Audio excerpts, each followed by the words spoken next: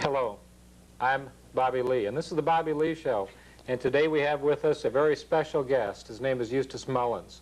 We have this book that Eustace Mullins wrote. It's called Murder by Injection, the story of the American medical conspiracy against America, against you and I. So it's Murder by Injection. Eustace Mullins, we're happy to have you with us today. Tell us a little bit about how did you come to write this book, Murder by Injection? Well, I had been working for almost a half a century on the various monopolies, the legal monopoly, the banking monopoly, the secret government monopoly of the world. And I realized that all of these monopolies interacted, and about the same group of elitists, the world order people, were in each one.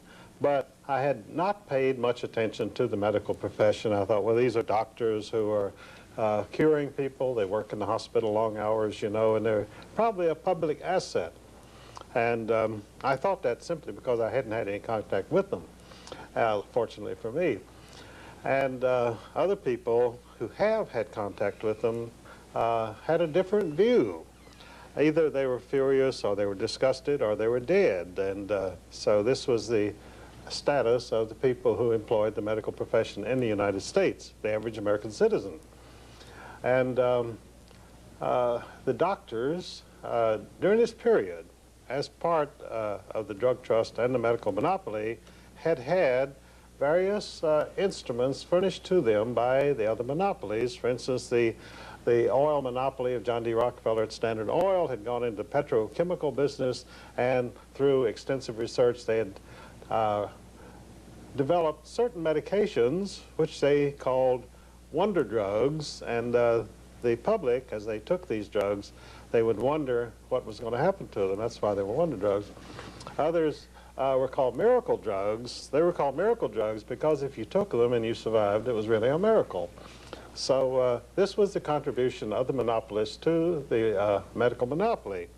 And the only thing that these drugs had in common was that they were enormously expensive. Now, in contrast, most of nature's remedies are enormously inexpensive. They're available, they're abundant, they're cheap, which means that the medical monopoly did not want you to use any of these medications. They wanted the greatest achievement of the modern drug trust was the invention of the $1,000 pill. They have now they have one pill which costs $1,000, which you use in cancer and various things. And nature, unfortunately, has never learned how to make a $1,000 pill. So obviously, nature is no good as far as the medical monopoly is concerned. Well, tell us a little bit, just before we get into that also, there's a difference between homeopathic medicine and allopathic, and that's part of what we're discussing also. Tell us a little bit about that, if you would, Eustace Mullins. Well, what you're talking about is a historic situation. In the 19th century, most Americans thrived on what is called homeopathic medicine, which is mostly naturopathic remedies available through nature in abundance at low cost. Well, the medical monopoly, which was formed in 1847 as the American Medical Association, they didn't like this. They thought, how are doctors going to get rich, and how are we going to control the people through the medical monopoly when they can go to these homeopathic people and get these remedies at very low cost? So the first plank of the AMA was, we will never allow any homeopathic physician to become a member of the AMA, and they never have. So, but the AMA was still in a minority. So around the turn of the century, John D. Rockefeller realized there were great potentialities of profit in the medical industry, and so he took over the medical profession Now you say, how could anybody take over the medical profession? Well, first you have to have a lot of money, and second you have a lot of power. Well, he had both, and he did. So he revamped the entire medical system of treatment of the people of the United States, which had been homeopathic. He switched it over to allopathic medicine, which is a different type of practice, originating in Germany. And the great attraction of allopathic medicine is it relies on radical surgery. I mean, if you can't cure it, cut it off. And the heavy use of drugs, because when you're having your limbs cut off, you need a lot of drugs because it's very disturbing. And lengthy hospital stays, none of which are features of homeopathic medicine. It's entirely the reverse. So by taking over the medical industry in 1910, through studies which he made through the Carnegie Foundation, John D. Rockefeller emerged as the kingpin of the medical monopoly in the United States.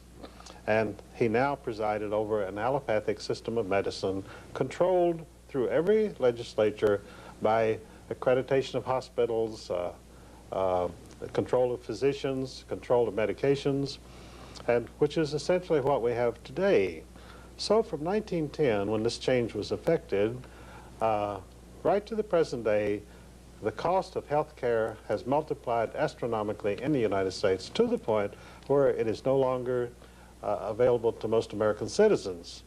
So how did they counteract this? When they got us to the point where the average working man could not afford hospital care or the allopathic system of treatment, they set up an insurance industry, medical insurance. And through this, they were able to spread out the costs among everybody. And health insurance today is simply another tax on the American people. In fact, it functions through the Social Security system as a tax on the recipients of Social Security. They say, well, now that you've reached your senior citizen stank, you have Social Security coming in, so then they jerk back a good portion of it as Medicare costs, which they raise every year. And so eventually, probably, Social Security and Medicare will be equal, so you'll get a check every month, which will be 000. They say, well, here's your Social Security check, but we've deducted your Medicare costs, and so now you get zero. And it's funneled into the Rockefeller-style monopoly, whoever is involved in it. Oh, all of the money from the health industry goes into the medical monopoly and the drug trust. Interestingly enough, the Rockefellers control every major drug company in the world, and now when I say control, I mean directly. They have, among the directors and officials of each of the 18 largest drug companies in the world, they have men from Chase Manhattan Bank, from the Exxon oil company, and so forth. So they're right there, their names, I have all their names in my book, Murder by Injection. And with this kind of control and the monopoly, they have been jacking up the health costs on the American people monthly, not yearly, but monthly. Mm-hmm. Well, it $666 billion last year. That was a lot of money for this country to spend on health, and we're spending twice what many of the free world countries are spending. Japan and Germany, we're almost spending twice. And you say that this is part of the monopoly, and that's part of the reason that we're spending so much? Well, actually, we're not spending it. The money is being stolen. The Washington Post carried a story not long ago in which they pointed out that the hospitals and the AMA physicians, and I'm not talking about quacks or cranks or fly-by-night people, I'm talking about the medical establishment, is stealing directly $77 billion a year in health costs from the American people. And does the Washington Post offer any solution to this? No, they say by 1995, the amount of theft will be more than $100 billion a year, stolen directly, plus all the other money that they get. That's, ladies and gentlemen, that's why we're $4 trillion in debt. That's part of it anyway. So let's talk about the Hippocratic Oath, or maybe the Hypocrite's Oath, and Galen and Dr. Robert Mendelsohn. But what about the profits of cancer? Let's go into that, Eustace. How has cancer become profitable for people? Well, you see, the medical industry, just like any other industry, they go for the big-ticket item, and cancer is a big-ticket item. I think the average cost of treating cancer is $120,000. And the interesting thing about it is when you go to a doctor and he says, oh, you have cancer, And he said, I really can't do anything for you, but I'm going to give you a lot of treatment. It's going to cost you a lot of money and a lot of pain. Your hair is going to fall out. You're going to wish you were dead, and sooner or later you will be. But meanwhile, we'll get all your money. This is called cancer treatment in the United States. How did this start? How did this come about? Let's talk about radium before, because I think radium is one of the first cures, supposedly. Who developed the radium treatments? And tell us a little bit about that, if you would, Eustace Mullins. Well, you know, there's a Frankenstein, Dr. Frankenstein aspect to modern medicine, where you have all of these mysterious machines throwing out various beams of light and radiation and so forth. And the person who's doing this, of course, is hopelessly insane. And when you go into modern treatment, you pretty much find that you're in a Frankenstein environment. And you have to be pretty much insane to well, participate. You wish you were insane, because if you're still conscious, it's pretty hard to endure what they put you through.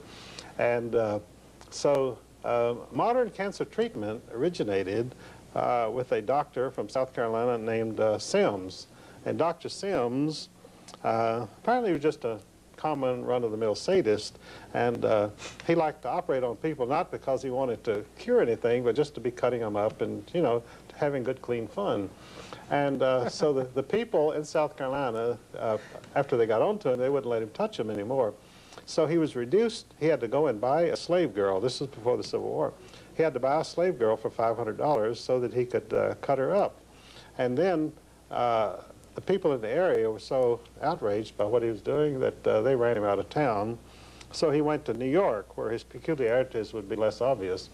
And he started a cancer hospital up there, and which was called Women's Hospital. And this was financed by a very wealthy lady named Melissa Phelps Dodge of the Phelps Dodge fortune, a great mining fortune.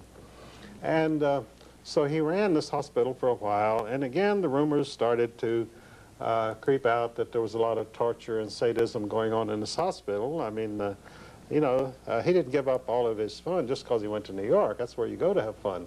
And so he was going great guns. And so everybody at the hospital rebelled and said, get rid of Dr. Sims or we aren't coming back here anymore. Well, his wealthy patron, you know, they don't like for their lackeys to be criticized, so she ignored them all, and he continued. And this hospital later became a Memorial Hospital, and then it was financed by a relative of hers named James S. Douglas of the Phelps Dodge Mining Corporation, and he was called the Copper King.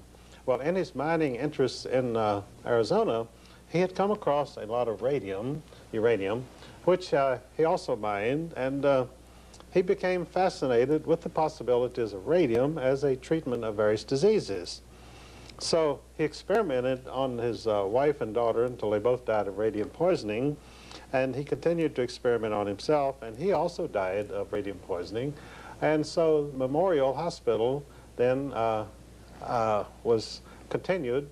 The fact that all these people had died didn't discourage the doctors at all. I mean, the fact that the treatment kills you never has discouraged any doctor yet. And in fact, they say, well, he got a lot of relief, didn't he? And so then it became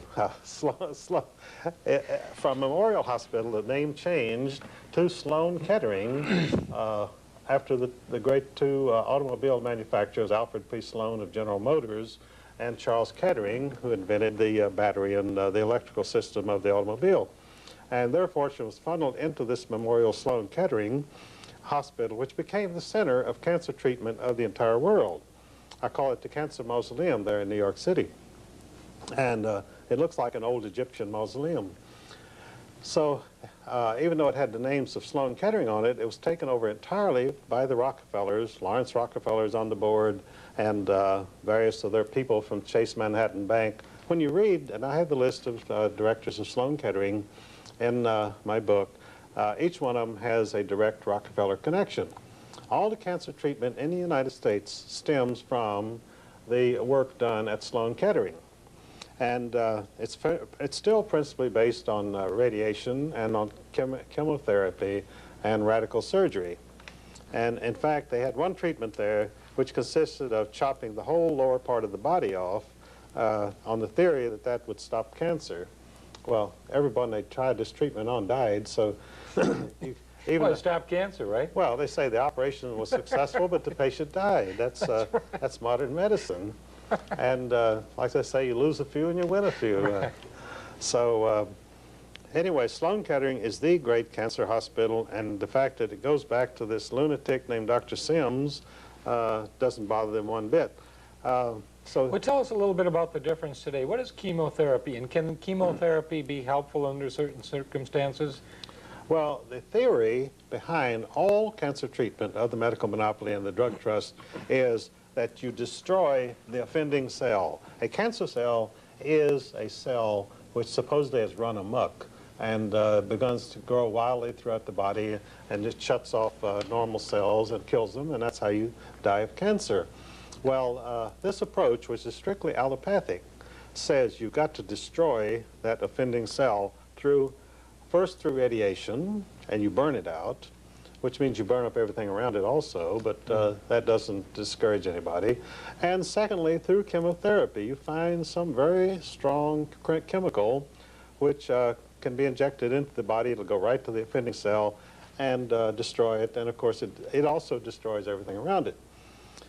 Now, the homeopathic cure for cancer is restore the immune system. In other words, the body can control cancer through its own native resources, its inner resources of isolating the offending cells and then destroying them or letting them starve. But actually, all allopathic remedies for cancer actually encourage the cancer. For instance, they always make exploratory surgery. Well, in cancer, once anywhere in the flesh, the cancer will go throughout the entire body. The cancer cells just say, boy, what an opportunity. We can go everywhere now through this surgery, and so they do. So that's why they say in cancer treatment, oh, they opened him up and looked at him and said it's hopeless and sewed him back up. And that's exactly what happens, because once you cut into a cancer patient, he's gone anyway. So one of the great causes of the spread of cancer in the United States is our exposure to carcinogenic systems, mainly chemicals and pollutions in the air. So the allopathic system, the Rockefeller system of controlling cancer, once you have introduced carcinogenic substances into the system and you begin to have cancer, then their solution is to introduce even more carcinogenic substances into the system, which they call chemotherapy. And of course the patients die there too. And the great illustration of the success of chemotherapy was a very famous Senator Hubert Humphrey, who had been vice president, and he developed bladder cancer. And so they treated him for about 1.5 years, and they said, what a great success it is that we're having with Senator Humphrey with chemotherapy. So then Hubert Humphrey finally was interviewed, and he said, chemotherapy is living death, and he died. So that's the only real illustration they ever had of the success of chemotherapy. And he denounced it. He had breath enough to denounce it before he died, because he had really been through misery like no human being should ever be subjected to. But not only do you have carcinogenic substances and pollution, but you also, a lot of the spread of cancer is due to the fluoridation of the water in our public supplies, which of course was done through the Chase Manhattan Bank and the Alco Aluminum Trust. And not many Americans realize that the water systems of our major cities were fluoridated in the 1950s because the head of the Public Health Service was Oscar Ewing, a former chairman of the Democratic National Commission, who was then giving a high-paying job in Washington at the Federal Security Agency, under which the Department of Health and Human Services functioned. And he had been a former attorney for the Aluminum Corporation of America, and they had this problem of disposing of the sodium fluoride, a byproduct of the manufacture of aluminum. It was very expensive. It was probably the most dangerous toxic substance known in the United States. And so they said, we've got to dispose of this somehow less expensively. And someone came up with the notion, and I call it a notion because there's never been any evidence for it, that if you put sodium fluoride in the water and a child under the age of 8 drank it, he would never have any cavities. So we got to do anything to help the little children, so they fluoridated all of the water of our cities. But then a congressman named Adolph Miller went on the floor of Congress March 27, 1952, and he gave a different story.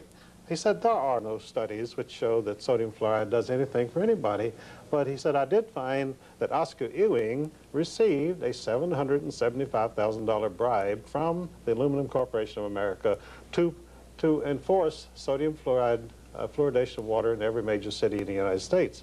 So you're drinking fluoridated water not because it helps your children's teeth, but because a federal official took a $775,000 bribe. This is the way things are done in Washington. Well, medicine is big business, right? Medicine is big business, and it pays well if you're in the right position at the right time. So Oscar Ewing took his bribe. He went to Chapel Hill, North Carolina, and he developed one of the biggest office complexes in the South, which is now filled with government offices since he was head of the Democratic National Commission.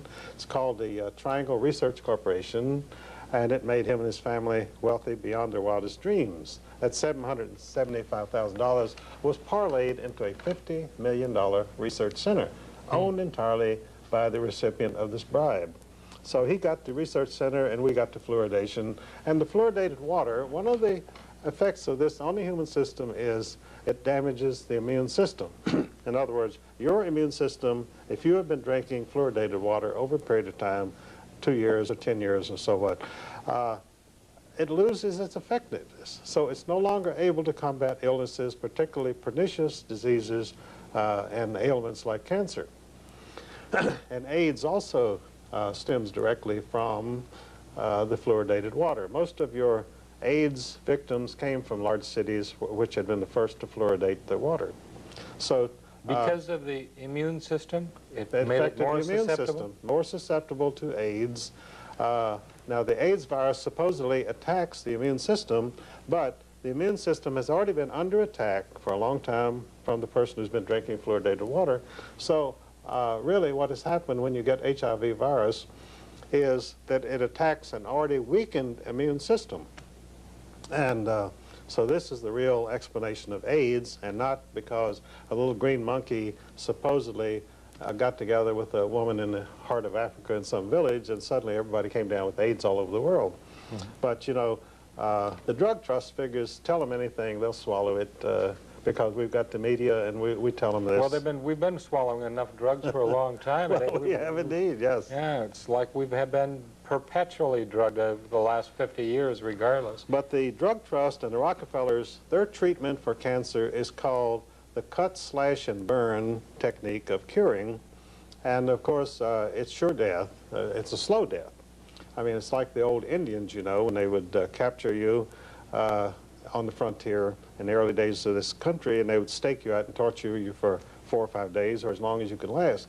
Well, the doctors do the same thing when they diagnose cancer. That means you're in for a really long period of torture until you finally succumb. What about the Cancer Society itself? I mean, people give a lot of money to the Cancer Society. Is that beneficial for them to do so?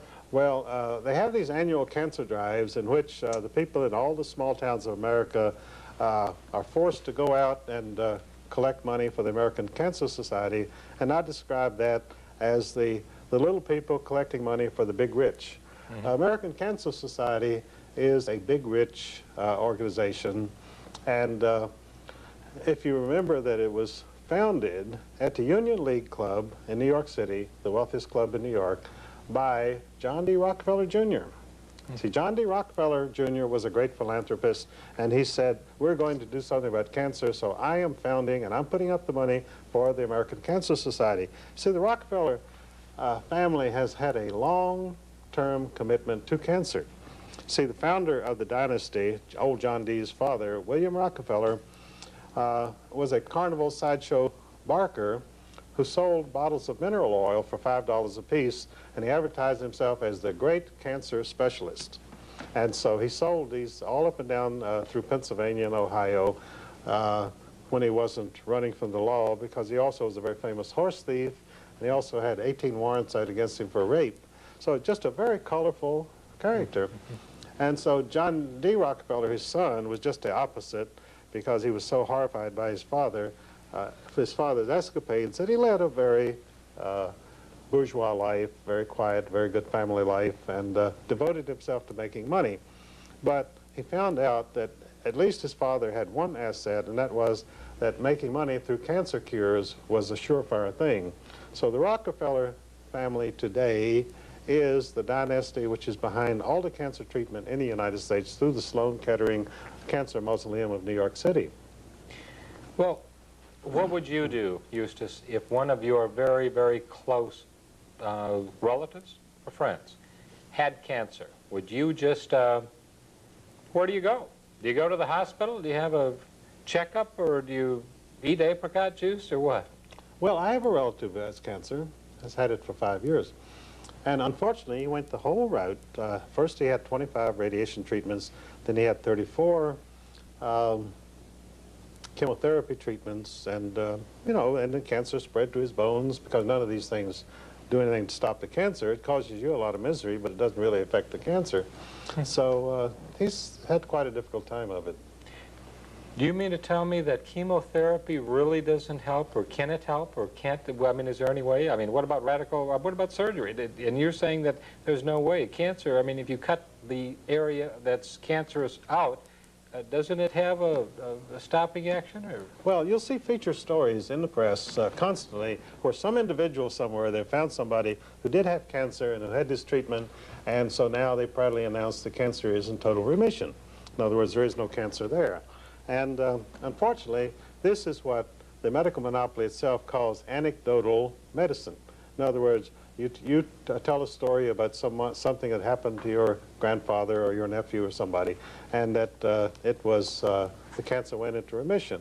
But there's absolutely no scientific basis for any of these claims. And the story that the medical monopoly puts out is this person was diagnosed as having cancer, and they went to the hospital and they had radiation or chemotherapy, and the cancer went into remission, and they've lived happily ever after. But there again, you have absolutely no way of evaluating this hype which is in the media. I want to personally thank one of America's #1 patriots, Mr. Eustace Mullins, for his courage in being able to author a book of such significance in the face of the dynasties, the syndicates, and the anti-middle class establishment. Eustace, I thank you so much for being with us today. God bless you, and I want you back on the Bobby Lee Show soon. Thank you, Bobby Lee. I'll look forward to it. Thank you, Bobby Lee.